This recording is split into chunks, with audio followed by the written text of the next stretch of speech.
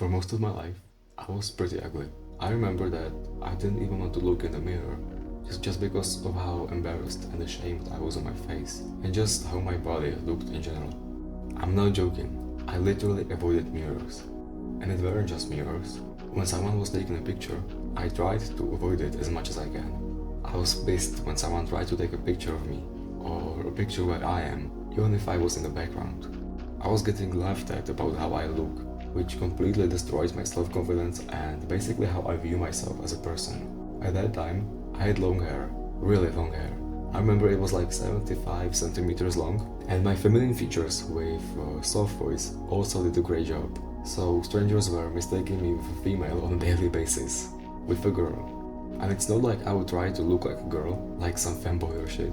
I actually don't even remember why I wanted to have long hair.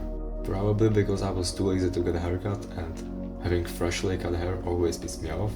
I don't know. But of course, I used to pull off the worst haircuts before growing my hair out, so that was maybe one of the reasons. And so I was at my bottom. I hated how I looked, but I didn't do anything about it. I also didn't have many friends. I was just staying inside, playing Minecraft all day, and I thought that's mainly because of how I looked. I thought that people don't like me because of my face. But looking at it now, after I significantly improved how I look, I can say that it's not about that. Sure, it has an impact, but not a vital one. I see many ugly people who have a bunch of friends. But of course, that could not be me, because I was anxious, shy little kid who was really introverted. Like, I sometimes actually enjoyed sitting alone. And I'm not saying it's a bad thing, but it just goes to show that I was really introverted. Or in cafeteria, we had a bunch of tables with 4 chairs per table. So guess what? A lot of times, I was sitting there by myself. Just me, alone at a table with 4 chairs. I wanted to socialize and talk so bad, but I just didn't know how to start and how to keep a conversation going without looking like a weirdo. All I knew were YouTubers and video games, so I couldn't speak about much else.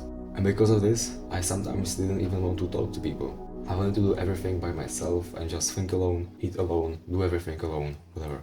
But when someone joined to eat with me, I was hyped, I was excited, I talked, I laughed and felt happy. Of course, I was still introverted, so it's not like I would shift my personalities. But for a while, I actually felt like I belonged somewhere. Then I went home and played video games until like 9 p.m. Then I had a dinner and watched YouTube until like 11. Oftentimes, I blame this on genetics, because I saw those popular kids that were playing sports. Everyone was playing sports, and they were really great at it, whereas I sucked in all sports. I didn't know how to play, I didn't have the balls to kick or throw the ball, and so I preferred being on the sidelines. I just watched them play and sat. And who would expect that I wouldn't make friendships in that way? Those popular kids also hang around after school, just playing sports or doing some activities together, and all I did was playing video games. Well, it's so unexpected that I didn't have many friends, and that I was antisocial. I thought that looks and genetics mean everything. If you're not blessed by height or coordination to play sports, you just won't make it in social life. And if you're introverted, no chance.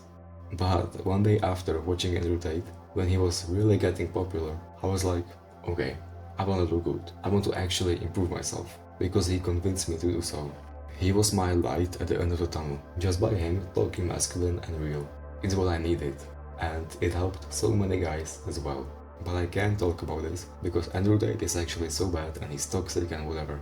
I mean, it's interesting that each time I asked this actor, why is he bad? They didn't answer rationally and logically. It was just some vague answer, like, nah, he's just bad and you won't convince me otherwise. Like, sure, he had some accusation, but all of this is for a different video. And so I started exercising. I cut off my 75 centimeters long hair and tried my best to look better. Of course that I started with doing the small things, and it took me time to see real results. I started waking up early, meditating, and doing all of the self-improvement habits. If you watch my last video, then you know what a butterfly effect is. And I can tell you for a fact that having Andrew Tate on my For You page was definitely a butterfly effect for me. It went only up from there. Sure, I had some periods where I fell down a bit, but I always climbed back up. I never went to that point again. And I can tell you, it was hard work, because I started off disgustingly ugly. I was insecure, anxious, shy, whatever. I started at such a horrible position, yet I was able to really like Bitcoin in 2020. And it took me like 2 years to become average looking, or at least to view myself in that way. And so there is always hope. My math teacher says that whatever you believe in becomes true. If you believe that you can do certain equation, then yeah, you won't be able to find a way to do it. If you're genuinely convinced that you're chopped, then you'll be one. Because you'll be doing the actions and behave like someone who's ugly. You won't even try then. But that doesn't mean that it's gonna be easy. Just thinking won't get you there. And sure, you can have horrible genetics like me that will make your looks maxing journey harder. But I know this one quote: problems are a chance for us to do our best. If you don't believe that you'll be able to achieve something, then you definitely won't. Now, am I saying that you must improve your looks? Of course not. In fact, you don't have to do anything. But improving yourself will have an amazing impact on your entire life. On everything you do, really. And no, I'm not trying to sell you anything. I'm only recommending you what I did and what significantly helped me in my life. If you don't care about your looks, then okay, don't. But actually be open about it. If you decide that you don't want to look like shit and you want to look smacks, then don't get ultra obsessed with it. Because from my experience, it just made me more insecure about how I looked, especially my hair. And so I remember going into the bathroom every small break in school to look into the mirror and make sure that my hair looks good. I actually still struggle with this to this day. But thinking of it right now, it's so silly. I'm saying to my past self that, like, no one actually cares about you, bro. You have barely any friends, and you don't even look that bad. Plus, you're not trying to be in a relationship either. If you're ugly right now, then accept it. Say to yourself, I'm ugly. Genuinely. Look into the mirror, and if you don't like the position you're at, then admit it. Say it. You can lie to everyone but yourself. Never lie to yourself.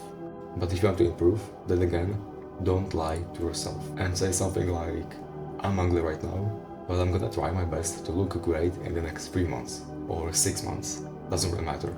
My point is to accept where you are and promise to yourself that you won't go back to this version again. And that you're gonna do everything that it takes to improve. That's what I said to myself, and it's what changed my life forever. If you have any tips for me to improve my content, I would really appreciate it. I can admit that I'm not the best, but I know that I want to improve. So I'm gonna do everything in my power to fulfill this. Goodbye.